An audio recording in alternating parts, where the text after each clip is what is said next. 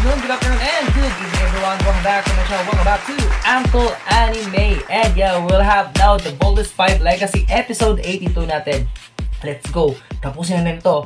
8 episodes lang. Talagang makukuha ko na at makikita ko na matatapos ko ang Boldest 5 Legacy at mabibigyan ko na ng conclusion ang review and reaction na ito. Okay, so let's go. So ito yung nangyari sa ating episode 82 natin. At ayun, kahit nadakip dito si Hrothgar, advance pa rin mag-isip.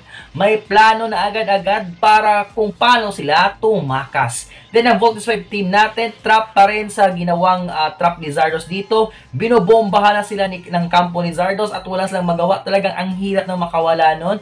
At yeah, sabi pa din nga dito nito dyan, baka ito na yung huli, baka mamatay na siya. Then, Hrothgar gumamit na isang sound weapon para magulo ang mga Bosenians at para makataka sila. At ito ay isang sound weapon na meron pang bakuna. Yeah, gumamit sila ng bakuna dito para kung sino yung nabakunahan ay hindi maapektuhan ito. So, I think ang mga maapektuhan lamang ay mga Bosenians. So, kung meron kang bakuna is hindi ka maapektuhan ng sound weapon ni Hrothgar dito. At sinubukan niya pa ito sa kanyang mga kasamahan sa Bosenian rebel camp nila. At ayun nga, napakaliit na gadget pero napakalakas ng epekto nito. At ayun, nakatakas nga sila sa mga sundalong Bosenian ni Baron Zander at ni General Oslak.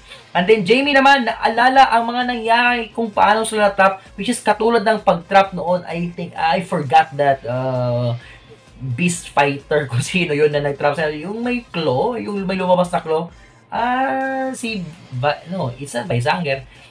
Yung parang hito, yun ba yun? Yun, di ba? Parang hito. Okay? So, ayun na nga, naalala yun ni Jaime, and then, naisip niya kung paano sila makakawala, at ang tanging makakapagpakawala sa kanila sa mga claws na yun ay ang pag-volt out niya sa Voltes 5 team or sa Voltes 5. And then, sumunod naman ang iba niya pang mga kasamahan at nag-volt out din sila at natanggal nga yung claw. At ayun, nakatakas sila sa claw na ginawa ni Zardos dito. And then, si Hrothgar naman ay nakalabas na nga sa kutan ni Zander at ni Oslak. Pero, sabi niya is ang plano niya is magpapaiwan siya para makatakas sa kanyang mga kasamahan na si Commander Garth at si Judy o si Judala. And then yung isa na nalimutan ko yung pangalan. Basta si Dion yun sa Starstruck. yun na naalala ko. Okay.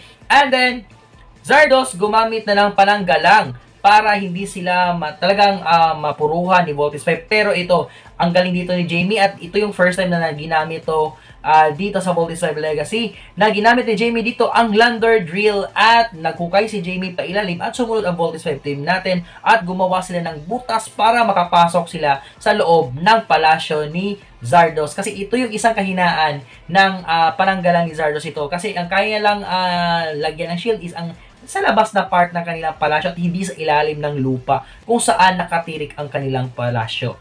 Okay? Then, nakapasok na sila mula sa ilalim ng lupa. Ayun, infiltration na sa loob ng palasyo ni Zardos. And then, Eva, huli na. Talagang nahuli na siya dito. Pero, tanggap pa talagang kumawala. And then, balik tayo doon kay Hrothgar at napatakas niya ang kanyang mga kasamahan at siya ay nagpahuli. Dahil, we know, Hrothgar's plans is very advanced na merong mga dahilan talaga kung bakit niya ito ginagawa. At ang nakaganda pa is iniiwanan niya ng gawain yung mga kasamahan niya, which ang laki talaga ng trust niya dito sa mga taong to or sa mga Bosenian ito. Okay? And then, mga sundalo ni Zardos lumayas na. Iniwan sila dahil alam nila kapag nandun na si Voltes 5 ay talagang mamamatay na sila. At yeah, hindi lang doon kasi si Zander at si Oslak ay sinabihan nga ang kanilang mga sundalo na lisaan nila si Zardos kasi mamamatay lang kayo dyan. Parang brainwashing, but it's the reality. Talaga, kung buhay mo lang yung iniisip mo, iiwan mo talaga yung kampo na yun na alam mong palubog na or patalo na. So yeah, talo talaga. So, ayun, lumikas yung iba at naiwan nga si Draco at iba pang mga kasama nilang mga sundalong Bosenians. So, sila na lang yung magdi-defend sa palasyo ni Zardos dito. At then, si Eva naman, ito, bumalik kay Eva, which is tangka pa talagang tatakas. Si Dr. Hook, tinangkang dakpin si Eva, pero lumalaban pa rin talaga. So, ayun, ang hirap dakpin ni Eva dito kasi may hawak siyang baril. And then, si Dr. Hook naman ay nanghingi ng tulong mula sa command center nila.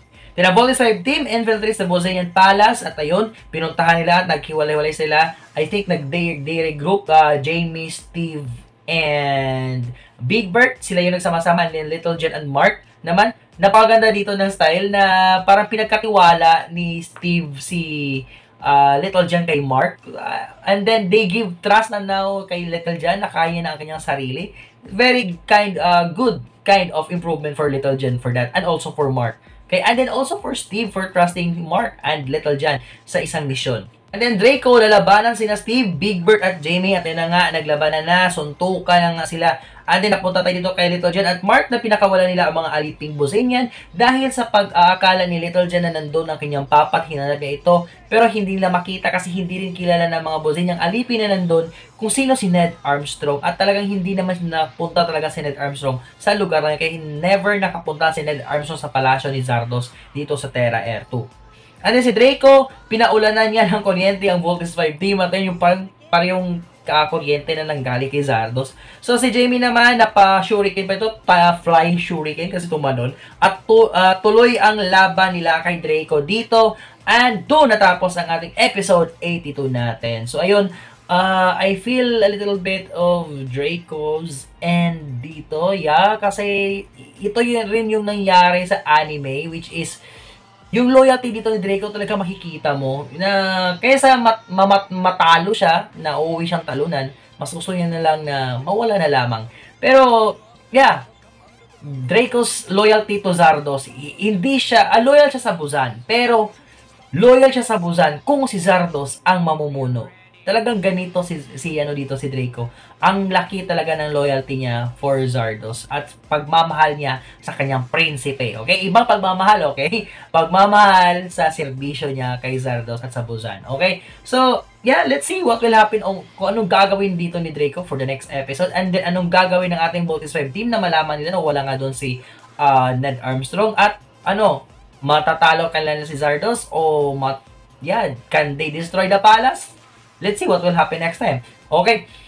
So, yun lang muna sa ngayon, guys, ang ating episode 82 natin sa Voltes 5 Legacy natin. Okay? Thank you so much, guys, sa lahat ng mga sumuporta, sa mga nanonood pa. Yeah, kahit tapos na ang Voltes 5 Legacy natin, pero andyan pa rin kayo.